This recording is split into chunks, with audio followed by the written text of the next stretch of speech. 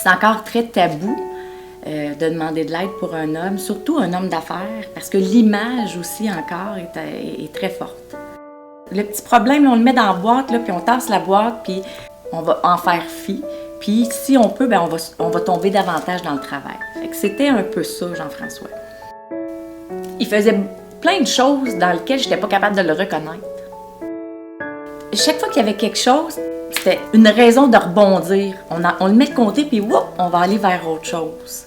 Il me disait souvent aussi, il dit « Marie-Josée, si tu savais comment c'est difficile... » Puis là, il me faisait ça comme ça, là. Quand il était, mettons, avec ses clients ou devant ses amis, d'être de bonne humeur. Puis quand j'arrive à la maison, d'enlever mon masque. Puis de retomber dans... Tu sais, je voyais qu'il souffrait. Jean-François disait toujours « Ah, de toute façon, j'ai un plan A. Puis si ça marche pas, mon plan A, j'ai un plan B. » Puis moi, je me disais toujours dans ma tête « Oh, il y a un plan C aussi. » Il montrait comment jouer au golf. Écoute, il l'amenait partout si c'était la prunelle de ses yeux. Puis même, quand il est décédé, il avait laissé une lettre, mais il y avait un cœur.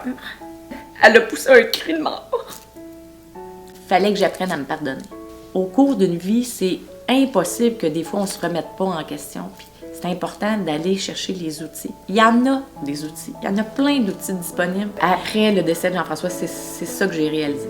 C'est que c'est humain d'avoir des faiblesses, d'avoir des problèmes qu'on pense qu'on peut régler, mais qu'on ne sera pas capable, puis que c'est humain d'aller demander de l'aide.